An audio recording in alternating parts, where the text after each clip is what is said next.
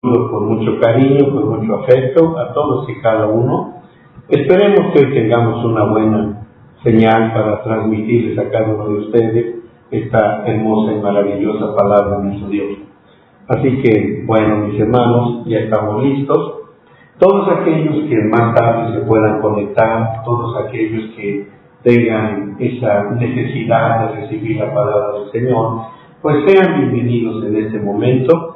Son las 8:04. Hoy es día 8 de julio del 2015 y estamos en una transmisión en vivo desde la Ciudad de México. Amados míos, donde quiera que nos reciban, donde quiera que ustedes reciban este mensaje, vaya para todos y cada uno de ustedes todas las ricas y grandes bendiciones que Dios tiene para nosotros. Principalmente su hermosa y preciosa sangre sea la cobertura principal en sus vidas y en sus corazones. Bueno, mis amados míos, pues vamos a iniciar en este momento haciendo como acostumbramos una oración a nuestro Dios y que Dios sea glorificado y bendecido en nuestras vidas. Vamos a orar. Padre nuestro que estás en los cielos, santificado sea tu glorioso y precioso nombre. Señor, al hacer esta oración, estamos, Señor, demostrando que tú eres nuestro Dios, que tú eres nuestro Señor, que tú eres nuestro bendito Redentor y Salvador. Estamos confesando, Señor, que sin ti no somos nada, no tenemos nada, no conocemos nada, no sabemos nada fuera de ti. Padre, te necesitamos. Eres necesario en nuestras vidas. Eres imprescindible, Señor, en nuestras vidas diarias. Señor, gracias por la vida de mis amados hermanos. Señor, ya sea de vivo o en diferido, Señor, de la forma que ésta sea, yo te ruego por todos y cada uno de ellos, a fin de que la verdad de tu palabra sea grande, maravillosa y majestuosa en sus corazones. Gracias por la vida de todos y cada uno de mis amados hermanos que nos reciben en esta plática, en este estudio bíblico, en esta página. Gracias por la vida de todos y cada uno de ellos. En el nombre glorioso de nuestro Señor Jesucristo, te alabo y te doy las gracias. Bendito seas, Dios. Amén, amén, amén. Pues, amados hermanos, estamos en un tema bastante bueno. Siempre digo lo mismo de la palabra de Dios. Me gusta, amo la palabra del Señor, porque nos deja mucho acerca de cómo acercarnos a Él y cómo no desmejorar en nuestra búsqueda, pese a nuestros errores y fracasos. Amados míos, ayer en la mañana estábamos hablando sobre eso, de no dejarnos, hermanos, engañar por parte del enemigo, de que una vez que ya hemos pecado, ya no tendremos perdón. Hermanos, el perdón es un don otorgado por Dios y, hermano, siempre Dios estará buscando la forma y la manera de ayudarnos a ser redimidos. No es fácil, amados míos. Qué bueno fuera que el trabajo redentivo de nuestro Dios fuera verdaderamente inmediato. En el momento que tú doblas tus rodillas, derramas 2, 3 lagrimitas de tus ojos y ya con eso. Amado hermano, el pecado es algo tan arraigado que viene de generaciones en generaciones a nuestra vida. Y déjenme decirles que cada que pasa de una generación a otra, el pecado se ha multiplicado en grande manera. Eso nos deja saber que, hermanos, mientras caminemos con el Señor, tenemos la esperanza de ser perdonados. Así que, hermanos, caminemos con Él. Déjenme decirles, miren, porque hemos estado hablando bastante. Yo todavía estoy en la introducción sobre este estudio, pero trataré de avanzar lo más que sea posible para que ustedes puedan recibir esta palabra. Pero déjenme decirles, pecado es cualquier transgresión voluntaria de la ley moral de Dios, de su Torá, y pecado es desobediencia a los mandamientos divinos, en cualquier violación a los mandatos santos, tales como, por ejemplo, depravación moral, maldad, iniquidad.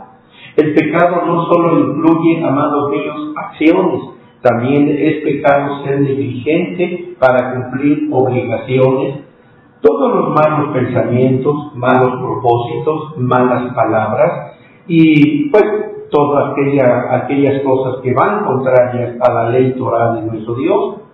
Así que estoy solamente resumiendo algunos aspectos relacionados a lo que en este caso es el pecado.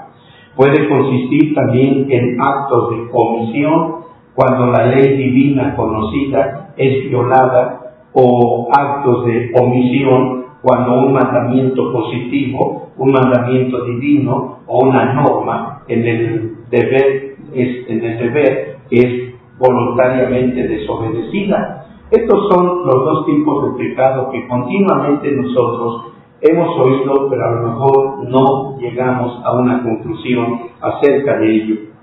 Déjenme volverles a repetir todo este punto, porque sí es interesante que todos nosotros lo conozcamos. Hay dos maneras de pecado o de pecar: el pecado por comisión y el pecado por omisión. Déjenme decirles que nosotros podemos consistir, o puede consistir en este caso para nosotros, puede consistir que el pecado se lleve a cabo en actos de comisión. Comisión, cuando cometemos algo como un acto de comisión, es cuando la ley divina conocida es violada, es decir, cuando la ley divina que ya conocemos y que sabemos y que la hemos analizado, cuando esta es violada. O también hablamos de actos de omisión, cuando un mandamiento positivo, un mandato divino o una norma en el deber es voluntariamente desobedecido. Así que el pecado puede estar en los pensamientos del hombre o en los propósitos secretos de su corazón, ninguno de los cuales puede ser visto o juzgado por testigos o jueces terrenales. Oigan bien este punto final. Ninguno de estos pecados que estoy mencionando, de los cuales pueden ser vistos o juzgados, no pueden ser vistos o no deben de ser vistos ni juzgados por testigos o jueces terrenales.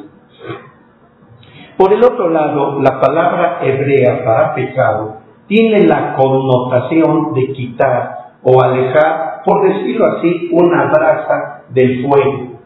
La palabra hebrea para pecado nos lleva al pensamiento de que, digamos que usted es un carbón encendido en el altar. Pero el pecado viene a ser como alejar, como quitar ese carbón encendido y alejarlo del altar o de las brasas ardientes. ¿Qué significa todo esto, amados? De modo que ese corazón ígneo y caliente no pasará mucho tiempo en que se convierta en una brasa apagada.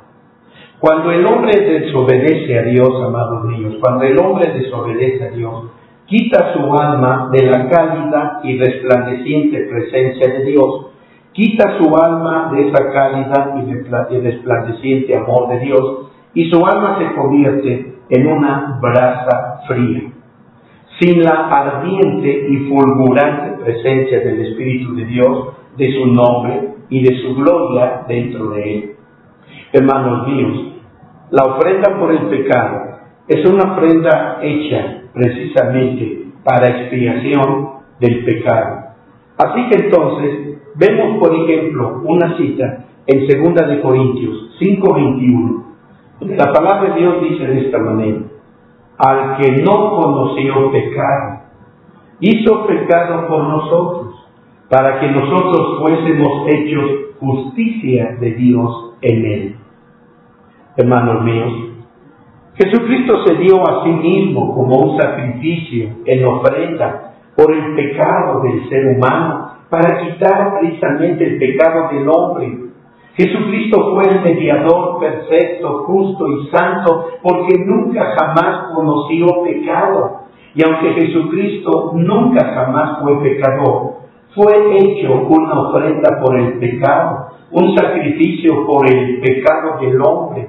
Así que Jesucristo nunca tuvo pecado y el hombre pecador, por consecuencia, no tenía justicia.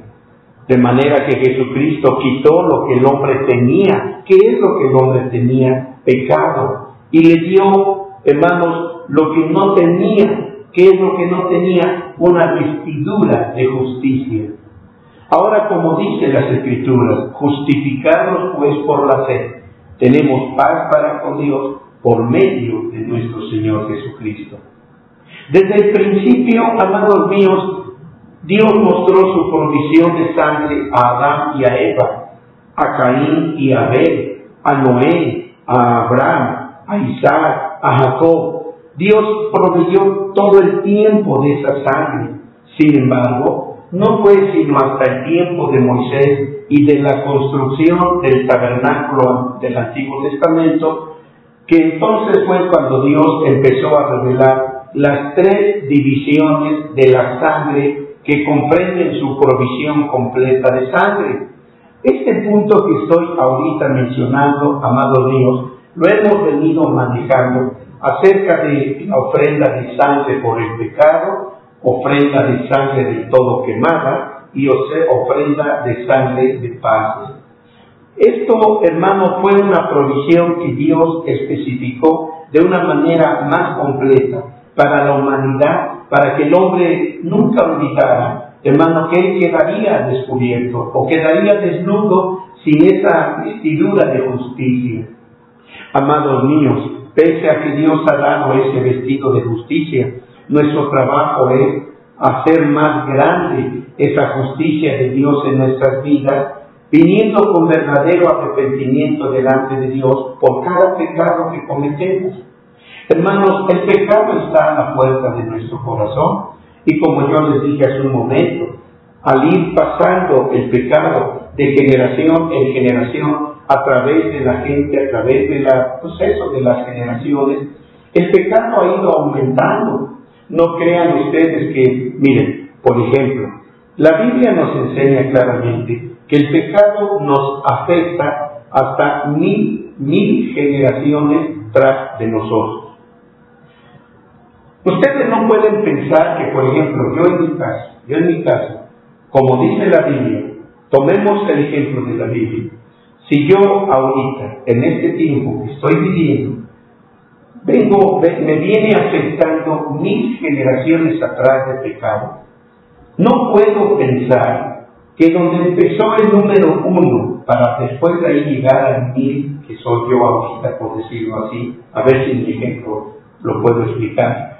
Entonces no quiere decir que yo traigo el pecado de aquella una persona donde empezó ese 1 para después ser 1000. No, yo ya traigo 1000 veces más grande el pecado, puesto que me viene alcanzando en 1000 generaciones. El pecado se ha ido multiplicando. Al llegar ya a mi vida, ese pecado de una persona, ¿verdad?, ya viene multiplicado por 1000. Entonces, hermano, imagínense el trabajo tan arduo que nuestro Señor Jesucristo tiene para ir venciendo, quitando, trabajando en el pecado. Yo puedo quitar un pecado arrepintiéndome. Y muchas veces decimos, es que Dios no va a permitir que Él perdone nuestro pecado y volvamos otra vez a pecar. No podemos hacer eso. Hermanos, discúlpenme que luego tenga yo esa diferencia con ustedes. Puedo quitar un pecado en mi vida, sí, y ustedes dicen, pero no volverlo a cometer. Ok, está bien. Pero ¿cuántos pecados me quedan delante mío? 999, por usar el ejemplo que estoy usando nada más. Así que imagínense todo ese trabajo que concierne no solamente a nuestro bendito Señor y Salvador Jesucristo, sino al trabajo mío personal que yo debo de estar realizando en mi vida. Así que entonces, miren, estoy diciéndoles, cuando Dios ya trajo hasta después de Adán, Eva, Caín, Abel, Abraham, Isaac, Jacob, etc., fue hasta el tiempo de Moisés, a través del tabernáculo del Antiguo Testamento, cuando Dios trajo este triple propósito de la ofrenda por el pecado.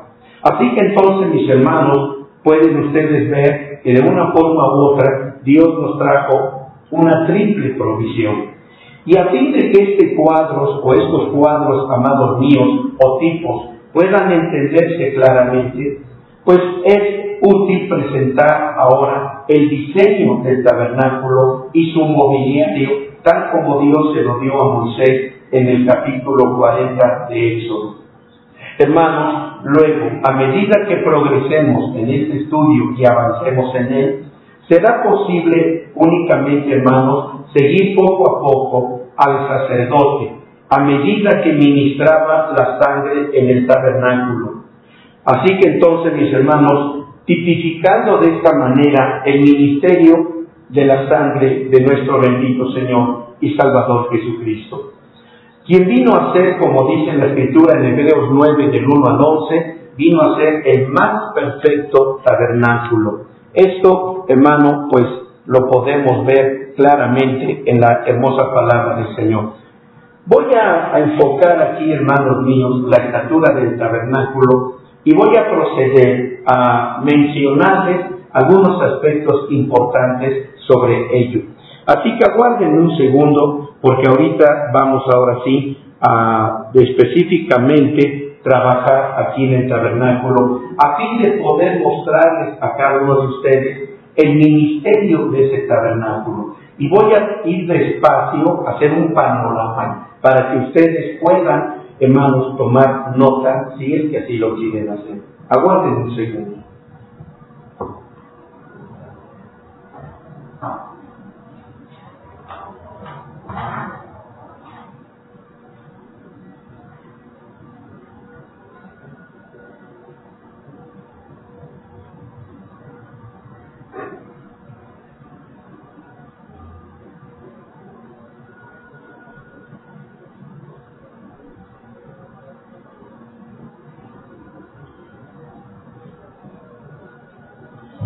Como pueden ustedes ver, aquí tienen ustedes en la imagen, tienen ustedes aquí en el cuadro, están observando ustedes lo que en este caso es el tabernáculo mosaico. Este tabernáculo, amados míos, como pueden darse cuenta, es aquello a lo cual Dios nos ha llamado a crecer espiritualmente. Voy a proceder, hermanos míos, a señalar algunas cosas importantes sobre este diseño.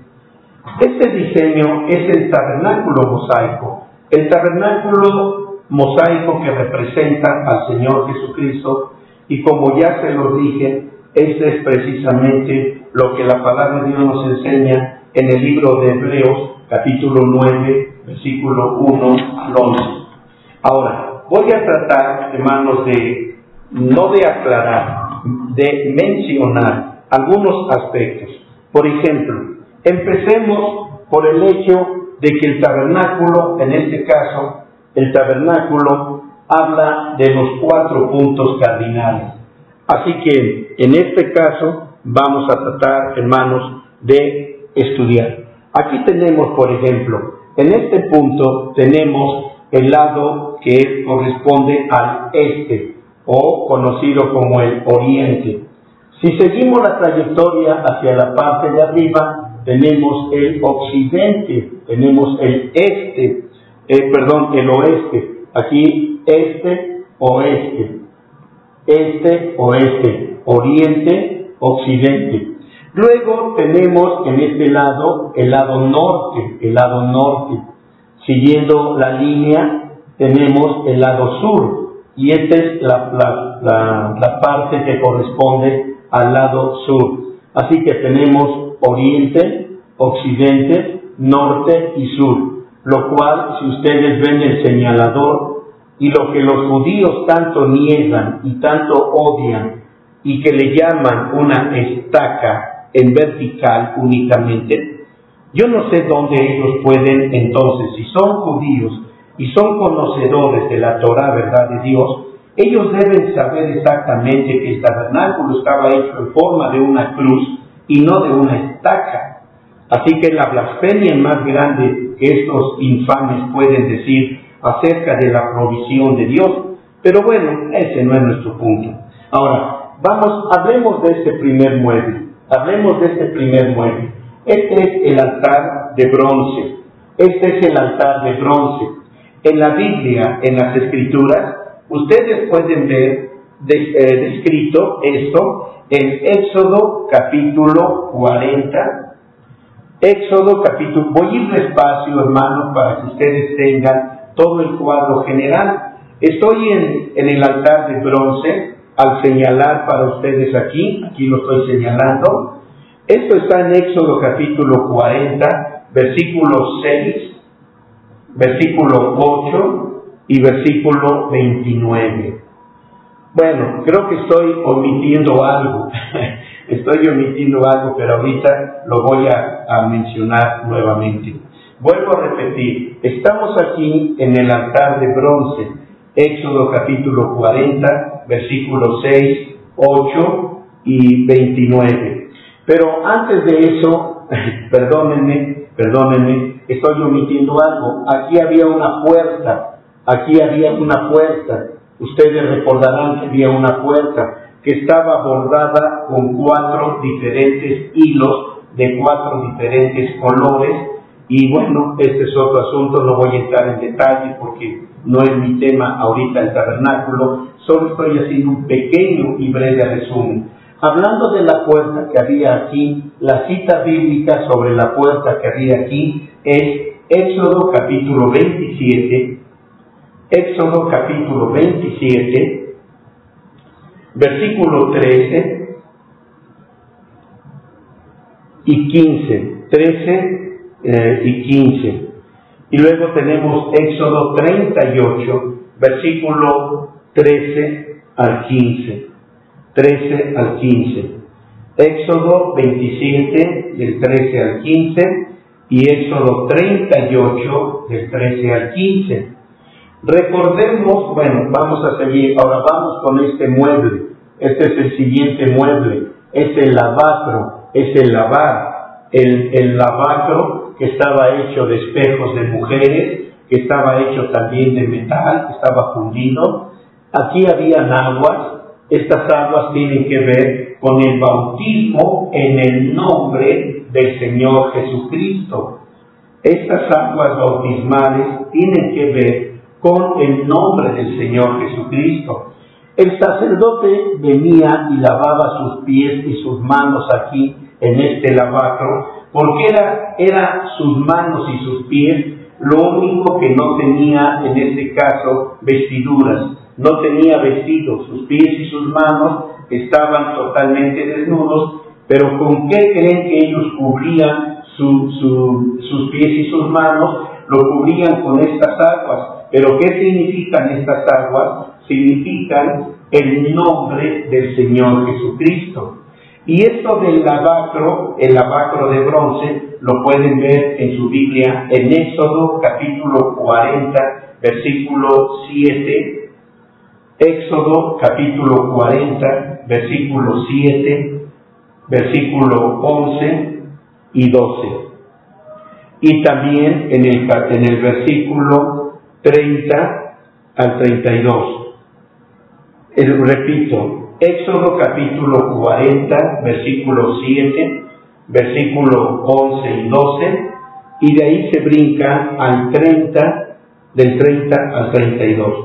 Ahora, una vez que hemos cubierto esta área que estoy mostrándoles, todos ustedes ya lo saben, esto es el atrio, es la parte del atrio. Esta parte es la primera parte de todo el tabernáculo y tiene que ver cuando Jesús dijo, yo soy el camino, el camino. Esta parte corresponde al camino, esta parte es el camino abierto, una senda, un camino lleno de justicia, de misericordia, de amor, de verdad, para que el hombre tuviera una senda desde la puerta hasta llegar a tomar las aguas benditas del santo y glorioso nombre de Jesucristo.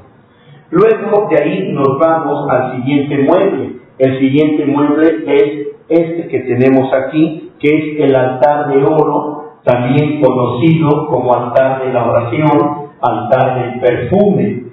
Así que aquí habían ingredientes que se quemaban en esta parte aquí, Aquí había ingredientes, 5 ingredientes que se quemaban y que formaban el humo que llenaba todo el santuario. Todo esto era el santuario, era el primer santuario, donde todo esto quedaba lleno de humo, era como tinieblas, era humo procedente de los ingredientes que se quemaban aquí, y que cada ingrediente son 5 ingredientes, y cada ingrediente precisamente ajusta con 5 letras peculiares. Esas 5 letras peculiares son, en este caso, amados míos, el nombre Jesús. Estos ingredientes eran, en este caso, número 1, estaque, número 2, uña olorosa, número 3, gálbano aromático, número 4, sal, y número 5, incienso compuesto. Así que eran 5 ingredientes que encajaban perfectamente con el nombre Jesús. Este nombre que es tan odiado por mucha gente y que hasta le ha dado significados de lenguajes diferentes al original que Dios habló en hebreo, utilizan estas gentes malvadas, utilizan otros lenguajes o idiomas, y a final de cuentas ellos dicen que Jesús significa cerdo, un marrano, un puerco. Esta es una blasfemia, si Dios quiera y los perdone a esas personas por su ignorancia. Y luego de aquí tenemos la menorá, y aquí nos va me falta hablar de los textos bíblicos del altar de bronce, del altar de oro, altar de la oración, altar del incienso, altar del perfume, altar de oración. Los textos bíblicos para esto son Éxodo capítulo 40, versículo 5.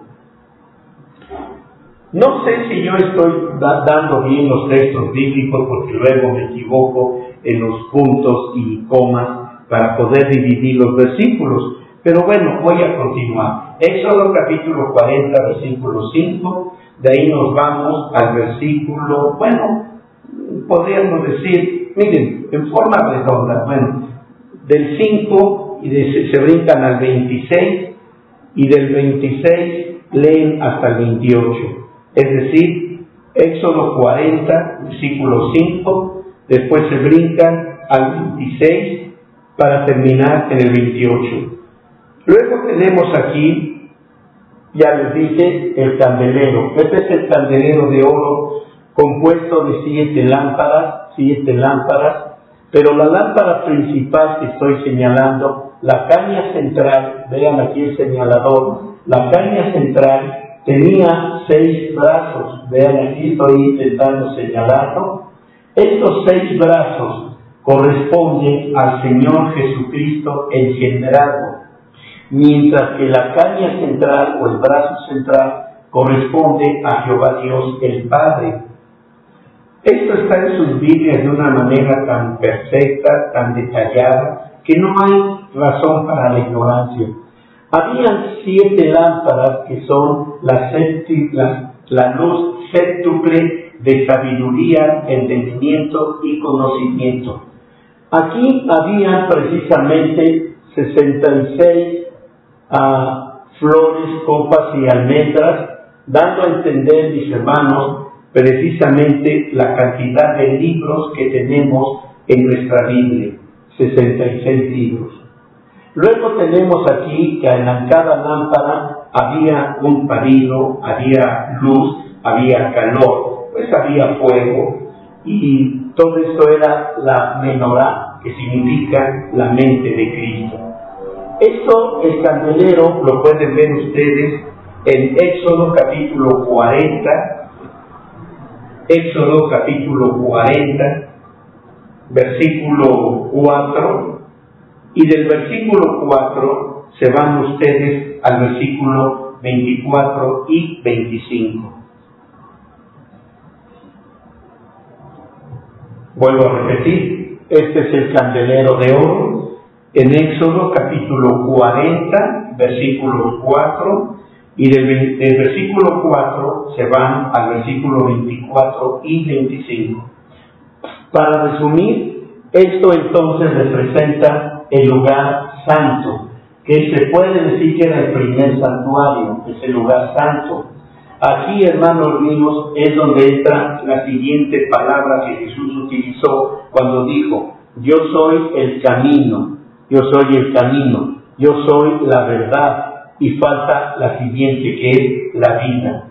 Ahora, de ahí nos vamos al lugar santísimo, que es el santuario más grande, el lugar santísimo. Y aquí tenemos dos muebles. El primer mueble es el arca. Este precisamente que vemos aquí es el arca del pacto. Este es el arca del pacto donde dice convenios.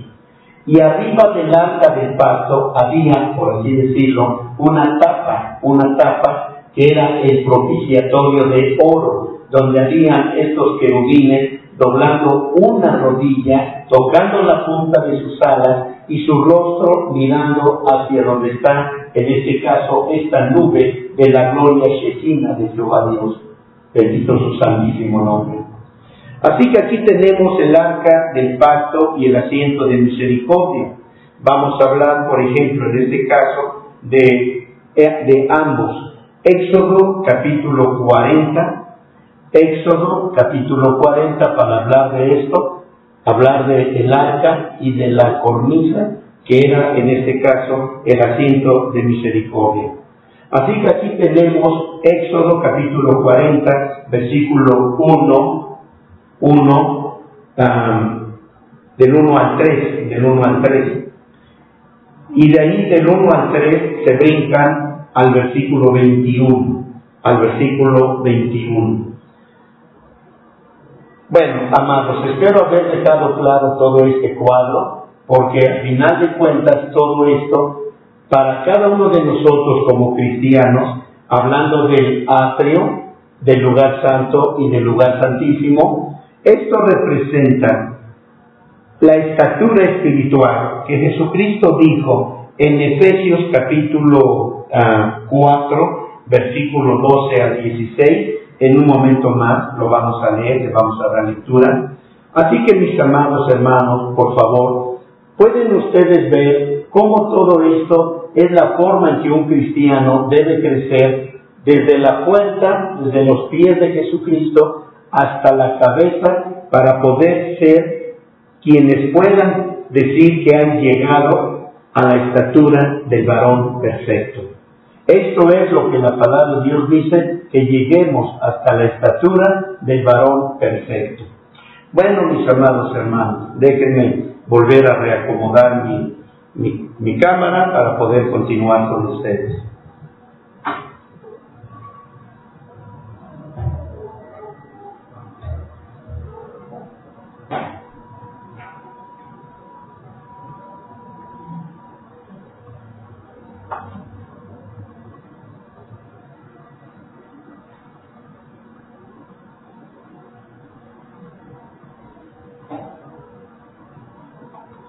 Muy bien, ahora vamos a ver si ya quedamos. Creo que ahí está bien, no hay ningún problema.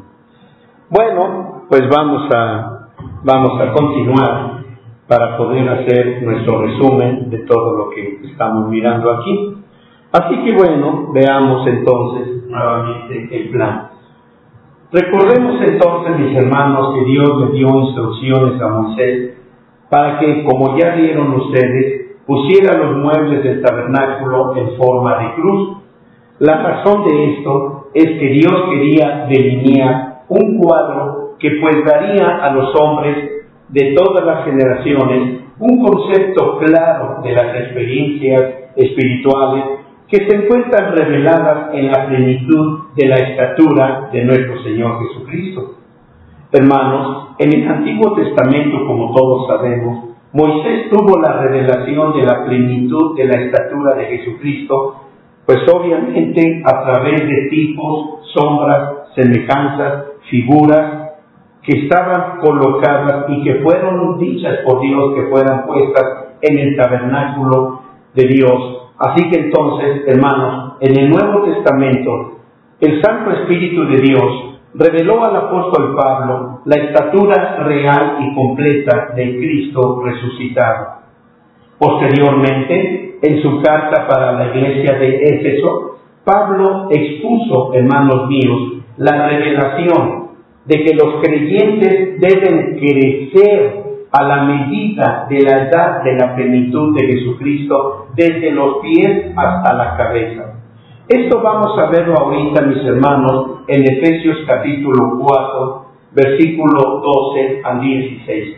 Vamos a darle lectura ahí, en Efesios capítulo 4, versículo 12 al 16. Veámoslo, por favor, amados míos. Y vamos a contemplar aquí lo que la palabra de Dios nos dice, nos enseña. Así que veamos en este caso. Dice la palabra de Dios, Efesios capítulo 4, versículo 12 al 16, dice de esta forma: para perfección de los santos, para la obra del ministerio, para edificación del cuerpo de Cristo, hasta que todos lleguemos a la unidad de la fe y del conocimiento del Hijo de Dios, a un varón perfecto, a la medida de la edad de la plenitud de Cristo, que ya no seamos niños fluctuantes y llevados por doquiera de todo viento de doctrina, por estratagema de hombres que para engañar emplean con astucia los artificios de error. Antes, siguiendo la verdad en amor, crezcamos en todas las cosas en aquel que es la cabeza, a saber, Cristo, del cual todo el cuerpo compuesto y bien ligado entre sí, por todas las coyunturas de su... del cual todo el cuerpo compuesto y bien ligado entre sí, por todas las coyunturas de su alimento que recibe según la operación, cada miembro, conforme a su medida, toma aumento del cuerpo, edificándose en amor. Hermanos, si tuviéramos tiempo de hablar detalladamente de estos versículos que acabo de leer con ustedes, no terminaríamos en toda una vida para hablar de todo esto. Sin embargo, espero que al leerlo ustedes despierten en su corazón el gran anhelo y deseo de crecer espiritualmente como Dios quiere que sea hecho. Amados, al estudiar las muchas administraciones y los ministerios de la sangre del Antiguo Testamento, como ya les dije, aumentará nuestra fe y aumentará también el entendimiento acerca de la provisión de Dios para nosotros, pues a través de esa hermosa y maravillosa sangre derramada por Jesucristo. La primera provisión de la sangre fue dada por Dios, hermanos, y esta fue una ofrenda por el pecado. Y déjenme decirles que las primeras personas en participar de esta ofrenda por el pecado en el tabernáculo de Moisés, ¿quién creen ustedes que fue? Exacto, los sacerdotes. La limpieza empezaba siempre por el sacerdote, por Aarón y sus hijos. Así que Dios proveyó 4 ofrendas básicas por el pecado de los sacerdotes. Aquí ya quiero que vayan ustedes poniendo atención en este punto. Hubo una ofrenda por el pecado general que preparaba al sacerdote para ministrar, otra ofrenda especial para limpiar al sacerdote del pecado de ignorancia. La tercera, una ofrenda por el pecado para preparar al sacerdote para la aparición del Señor Jehová, bendito su nombre, y una cuarta ofrenda por el pecado para hacer expiación por el mismo sacerdote. Hermanos, en cada caso el animal que se usaba en estas 4 ofrendas para el sacerdote era un becerro de la vacada. Era un becerro de la vacada. Hermanos, la verdad que rodea la sangre del becerro ofrecida en favor de los sacerdotes en cada una de estas ocasiones es muy significativa y detallada. Amados, esto es verdad también en relación a la sangre de los animales ofrecidos en favor de todo el pueblo, del gobernante y de cada israelita. Por lo tanto, amados míos, para poder dar atención suficiente a cada punto de verdad referente a las ofrendas de sangre por el pecado, pues hermanos, el resto de lo que vamos a estudiar en este estudio maravilloso sobre la provisión dada por Dios acerca de la sangre, se presentará conforme vayamos avanzando en nuestro estudio. Estudiaremos aquí solamente, amados míos, como yo les dije al principio, la ofrenda de sangre por el pecado de los sacerdotes, que ya dije se divide en 4 ofrendas, y lo estudiaremos capítulo por capítulo u ofrenda por ofrenda. La sangre de becerro que preparaba a los sacerdotes para ministrar en el santuario, amados míos, en este santuario de Jehová Dios, bendito su nombre, la sangre de becerro por los pecados del sacerdote cometidos por ignorancia, la sangre de ternera que prepara el sacerdote para la aparición del Señor Jehová, y la sangre especial de becerro para hacer expiación por los sacerdotes.